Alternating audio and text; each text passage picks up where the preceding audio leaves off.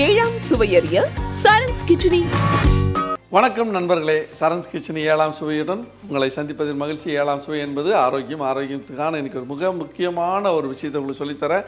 உளுந்தங்களி அப்படிங்கிறது ரொம்ப ரொம்ப பிரசித்தமான ஒரு விஷயம். அந்த காலத்தில் நிறைய பேர் சாப்பிட்டு இருந்தாங்க. அந்த காலத்தில் பெண்களுக்கு இந்த கூவகம் பெல்விக் ஏரியா ரொம்ப நல்லா ஃப்ளெக்சிபிளாக இருக்கிறக்கும், அந்த கருப்பை நல்லா ஸ்ட்ரென்த்தாக இருக்கும், போன் ஸ்ட்ரென்த் அதிகமாக இருக்கும் கொடுத்த ஒரு மிகப்பெரிய விஷயம் உளுந்தங்களி நம்ம சாதாரண நினச்சிடக்கூடாது. அதில் எப்பவுமே கருப்பு உளுந்து தான் யூஸ் பண்ணி இந்த உளுந்தங்களி பண்ணணும். ஒயிட் உளுந்து சேர்த்தக்கூடாது.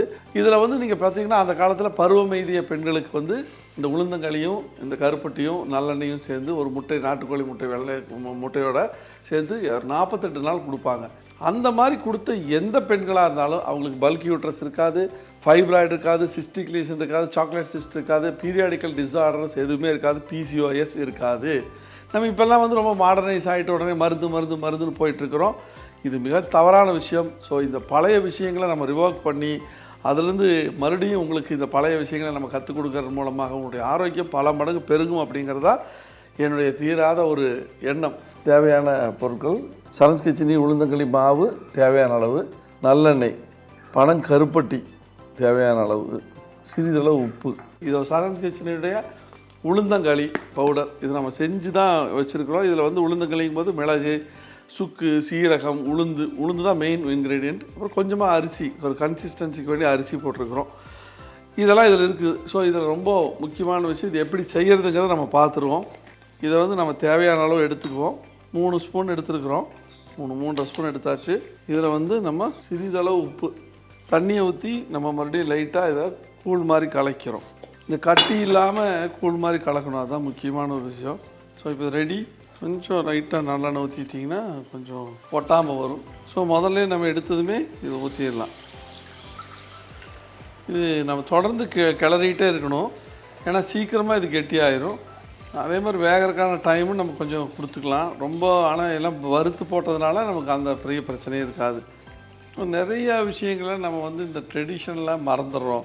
நம்ம நாட்டு காய்கறிகள், நம்ம நாட்டுடைய உணவு முறைகள், பாரம்பரிய உணவு முறைகள் இதெல்லாம் நம்ம சாப்பிடும் பொழுது கண்டிப்பாக அது நம்ம உடம்புல பயங்கரமான ஒரு ஸ்ட்ரென்த்தை க்ரியேட் பண்ணும். இப்போ நம்ம விட்டமின் D3க்காகவும் பல்கி யூட்ரஸ் என்ன பண்ணுறதுனே தெரியல. டெலிவரி ஆனால் உடனே ஒரு ஃபைப்ராய்டு வந்துடுது, இல்லை பல்கி யூட்ரஸ் வந்துடுது, யூட்ரின் ப்ரொலாப்ஸ் வந்துடுது. இதெல்லாம் பார்த்திங்கன்னா தொடர்ந்து வந்துட்டு. ஆனால் அந்த காலம்லாம் சொல்ல வேண்டாம், ஒரு 30-35 வருஷத்துக்கு முன்னாடியே பார்த்திங்கன்னா யாருக்குமே இந்த யூட்ரின் ப்ரொலாப்ஸ் இருக்கிறது ரொம்ப ரேர். நல்ல விதமாக இந்த மாதிரி விஷயங்கள்லாம் கற்றுக்கிட்டீங்க, இயற்கை மருத்துவத்தில் நிறையா மருந்துகள் எடுத்துக்கிட்டிங்கன்னா கண்டிப்பாக உங்களுக்கு பெரிய பிரச்சனையே இல்லாமல் எப்போவுமே ஆரோக்கியமாக இருக்கலாம். ஸோ நம்மளுடைய உளுந்தங்களி சீக்கிரம் வெந்துருச்சு, அவ்வளோதான். இது நல்லா அடி பிடிக்காமல் கொஞ்சம் நல்லா இது பண்ணிக்கணும். ஸோ இதில் நல்லெண்ணெய் வேணுங்கும்போது ஊற்றிக்கலாம். நம்ம ஸ்வீட்டாக சாப்பிட்றதுனால கொஞ்சம் ஏலக்காய் பொடி தூவிக்கலாம்.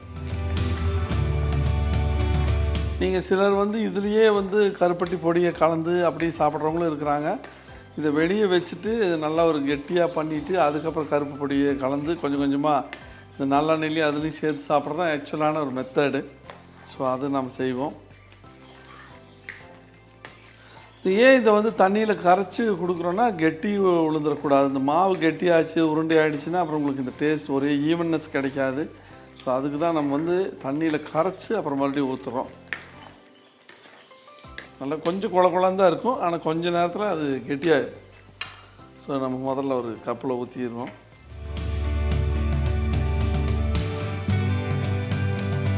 உளுந்தங்களி ரெடி. இதோட இன்னும் கொஞ்சம் திக் கன்சிஸ்டன்சி வேணுன்னா கொஞ்சம் தண்ணி கம்மியாக ஊற்றி கரைச்சிட்டிங்கன்னா இன்னும் கெட்டியாக நம்ம நார்மல் களி மாதிரியே வரும்.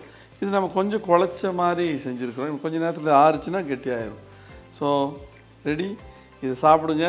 ஒரு மாதம் 48 நாள் நீங்கள் தொடர்ந்து கொஞ்சம் கொஞ்சமாக சாப்பிட்டு டெய்லி இவ்வளோ சாப்பிட்டிங்கன்னா போதும். அந்த நல்லெண்ணெய் கொஞ்சம் ஒரு 50 ml அந்த மாதிரி சாப்பிட்டு வந்தீங்கன்னா கருப்பட்டியோட ஒரு 48 நாளில் பேக் போன் ஸ்ட்ரென்த்து, மூட்டு வலி அதெல்லாம் பறந்துடும். அவ்வளோ ஸ்ட்ரென்த்ஃபுல்லான ஒரு விஷயம். தேங்க்யூ.